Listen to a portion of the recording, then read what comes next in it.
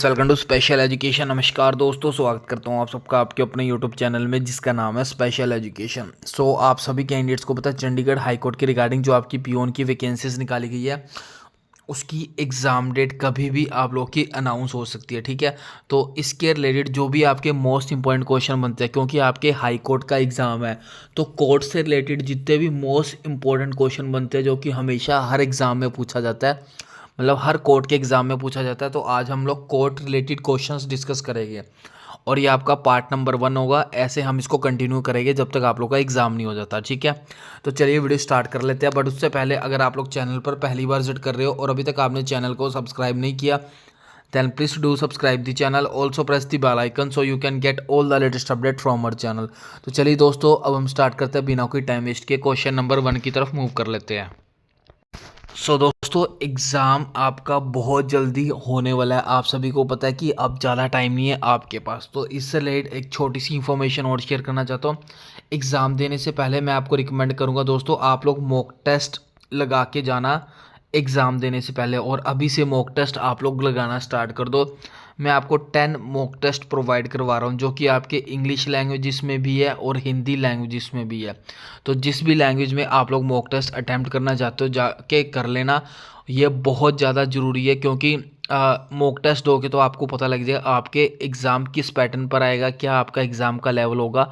बिल्कुल examination pattern exam के level पर, बिल्कुल एग्ज़ाम जैसे क्वेश्चन पर आपके मॉक टेस्ट डिसाइड किए गए हैं। ठीक है, एक तो ये आप लोग जरूर लगा के जाना एग्ज़ाम से पहले। डिस्क्रिप्शन बॉक्स में लिंक दिया हुआ है, जाके आप लोग डाउनलोड कर सकते हो।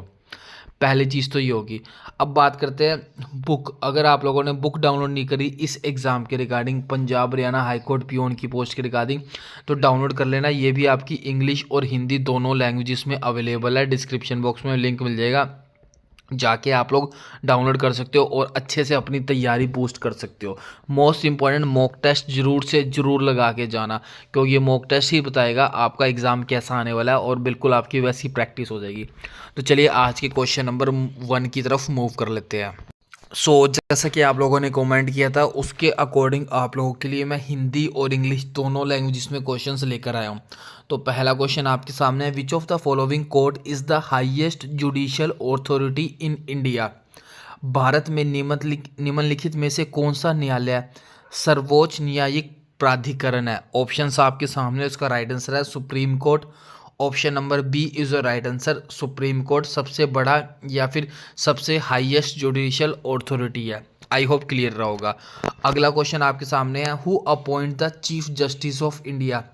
भारत के मुख्य न्यायाधीश की नियुक्ति कौन करता है, मतलब चीफ जस्टिस ऑफ इंडिया को कौन इलेक्ट करता है, कौन उसकी नियुक्ति करता है। इजी क्वेश्चन है लेकिन बहुत ज़्यादा इंपॉर्टेंट है, बहुत बार एग्जामिनेशन में पूछा गया है। तो इसका राइट आंसर है प्रेसिडेंट ऑफ इंडिया। भारत के जो राष्ट्रपति होते हैं वो चीफ जस्टिस को अपॉइंट करते हैं। ठीक है, अब एक क्वेश्चन मैं आप लोग को दोस्तों होमवर्क दे रहा हूँ, कमेंट बॉक्स में ज़रूर बताना है आप लोग को।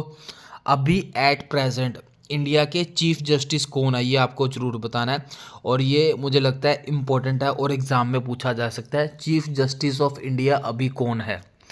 अगला क्वेश्चन आपके सामने है, which article of Indian constitution provides for the right to constitutional remedies. भारतीय संविधान का कौन सा अनुच्छेद संवैधानिक उपचार का अधिकार प्रदान करता है। ऑप्शंस आपके सामने, और इसका जो राइट आंसर है वो ऑप्शन नंबर है आर्टिकल 32, अनुच्छेद 32। ठीक है, option number A is the right answer. अगला क्वेश्चन है, what is the minimum age required for becoming a जज इन ए हाई कोर्ट। तो उच्च न्यायालय में न्यायाधीश बनने के लिए न्यूनतम आयु कितनी होनी चाहिए। ऑप्शंस आपके सामने, और इसका जो राइट आंसर है मिनिमम एज कैंडिडेट्स की 35 साल होनी चाहिए, 35 ईयर्स होनी चाहिए अगर वो हाई कोर्ट में जज बनना चाहता है तो। Option number B is the right answer. अगला क्वेश्चन आपके सामने है, which court deals with cases related to the family and domestic issues. कौन सा न्यायालय परिवार और घरेलू मामलों से संबंधित मामलों की सुनवाई करता है। ऑप्शंस आपके सामने है, इसको इम्पोर्टेंट मार्क करना, एंड इसका जो राइट आंसर है वो फैमिली कोर्ट। जो पारिवारिक न्यायालय होता है, फैमिली कोर्ट होता है, वो फैमिली और डोमेस्टिक इश्यूज रिलेटेड घरेलू मामलों और परिवार से संबंधित मामलों की सुनवाई करता है। Option number B is the right answer. आगे बढ़ने से पहले एक छोटी सी इन्फॉर्मेशन और शेयर कर दूँ। अगर अभी तक आप लोगों ने हमारा टेलीग्राम ग्रुप नहीं ज्वाइन किया तो जाके ज्वाइन कर सकते हो, डिस्क्रिप्शन बॉक्स में आपको लिंक मिल जाएगा। एक तो यहाँ पे आपको सारी लेटेस्ट अपडेट मिलती रहती है, डेली 8 से 10 नई जॉब्स की अपडेट मिलती रहती है। दूसरा, आज से टेलीग्राम ग्रुप पर आपके डेली के मैं आपके एमसीक्यूज 1 2 3 डेली एमसीक्यूज डालता रहूँगा, 1 घंटे बाद 2 घंटे बाद। जब भी आप लोग टेलीग्राम खोलो उसका आंसर दे सकते हो, जिससे कि आपका रिवाइज होता रहेगा। मतलब मैं आपको रिवाइज करवाता रहूँगा, चाहे वो आपके कोर्ट के रिलेटेड क्वेश्चंस हो, चाहे वो आप लोगों के दोस्तों कॉन्स्टिट्यूशन रिलेटेड क्वेश्चन हो, करंट अफेयर रिलेटेड क्वेश्चन हो, मतलब जो भी आपके एग्जाम के मोस्ट इंपॉर्टेंट क्वेश्चन पार्ट बन सकते हैं वो मैं आपके टेलीग्राम ग्रुप पे एमसीक्यू फॉर्म में लाता रहूँगा। आपका एक तरीके से रिवाइज होता रहेगा। तो और जो नहीं आता होगा वो आप लोग ढंग से देख लेना उसको। अगला क्वेश्चन आपके सामने, हाउ मैनी जजेस are required in the bench to make a decision on constitutional matter in the Supreme Court. सर्वोच्च न्यायालय में, सुप्रीम कोर्ट में संवैधानिक मामले पर निर्णय लेने के लिए कितने न्यायाधीशों की आवश्यकता होती है। ऑप्शंस आपके सामने हैं और इसका जो राइट आंसर है वो है ऑप्शन नंबर ए, कम से कम 5 जजेस 5 न्यायाधीशों की आवश्यकता होती है। So option number A is the right answer. अगला क्वेश्चन आपके सामने है, which of the following writs can be issue to enforce a fundamental right. मौलिक अधिकारों को लागू करने के लिए निम्नलिखित में से कौन सा रिट जारी किया जाता है।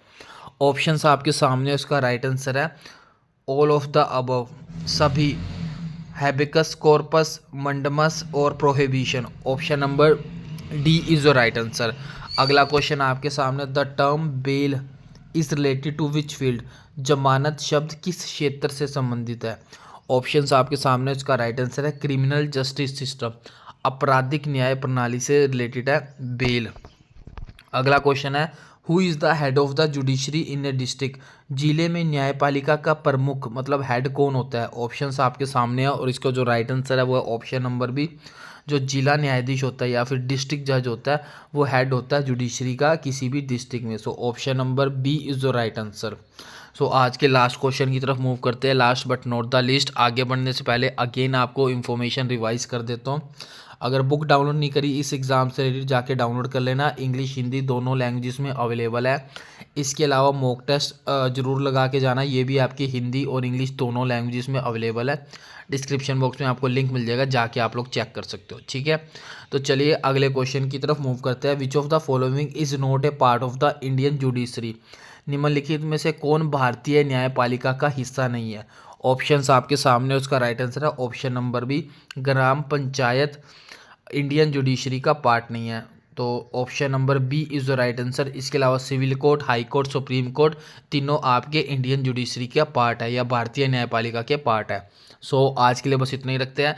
और जो मैंने आपको होमवर्क दिया, चीफ जस्टिस ऑफ इंडिया अभी एट प्रेजेंट कौन है, इनका नाम आपको पता होना चाहिए, ये आप लोगों को कमेंट करके बताना है।